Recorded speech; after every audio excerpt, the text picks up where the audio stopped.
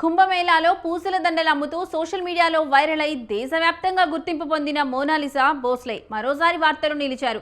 ఆమె భర్త మొహమ్మద్ ఫర్మాన్ ఖాన్తో కలిసి దాఖలు చేసిన ముందస్తు బెయిల్ పిటిషన్పై కేరళ హైకోర్టు మంగళవారం విచారణ పూర్తి చేసి తీర్పును రిజర్వ్ చేసింది.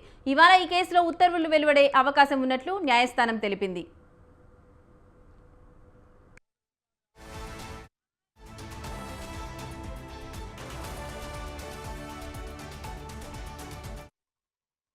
జస్టిస్ కౌసర్ ఎడపత్ ఎదుట జరిగిన విచారణలో వివాహం చట్టబద్ధత, మోనాలిసా వయస్సు, దంపతులు ఎదుర్కొంటున్న వేధింపుల ఆరోపణలపై తీవ్ర వాదోపవాదాలు జరిగాయి.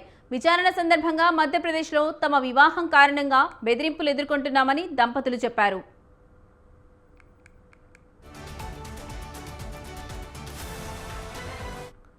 ఈ ఏడాది ప్రారంభంలోనే కేరళలో మోనాలిసా ఫర్మాన్ ఖాన్ వివాహం చేసుకున్నారు. అయితే వివాహ సమయంలో మోనాలిసా మైనర్ అనే ఆరోపణలు రావడంతో వివాదం చెలరేగింది.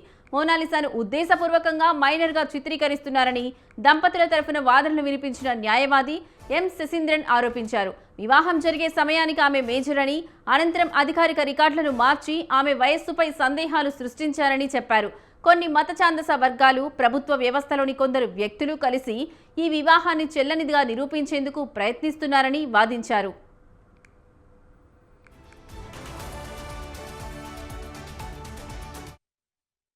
మరోవైపు మధ్యప్రదేశ్ ప్రభుత్వం తరఫున హాజరైన అదనపు సొలిసిటర్ జనరల్ ఎస్వి రాజు ఈ పిటిషన్ను తీవ్రంగా వ్యతిరేకించారు. ముస్లిం అయిన ఫర్మాన్ ఖాన్ హిందూ సంప్రదాయాల ప్రకారం వివాహం చేసుకోవడం వల్ల వివాహ చట్టబద్ధతపై ప్రశ్నలు తలెత్తుతున్నాయని అన్నారు. అలాగే మోనాలిసా అసలు పుట్టిన తేదీ డిసెంబర్ 2009 అని, ఆ లెక్కన వివాహ సమయంలో ఆమె మైనర్గా ఉన్నట్లు తెలిపారు.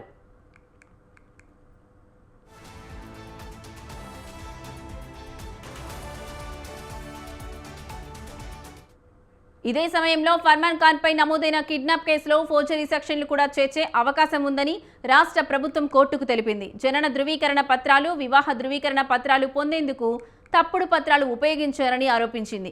అయితే రాష్ట్ర ప్రభుత్వ వాదనలపై కోర్టు కొన్ని కీలక ప్రశ్నలు లేవనెత్తింది. ముఖ్యంగా బాధితురాలిగా పేర్కొంటున్న మోనాలిసా స్వయంగా తన భర్తపై ఎలాంటి ఫిర్యాదు చేయలేదని కోర్టు గుర్తు చేసింది.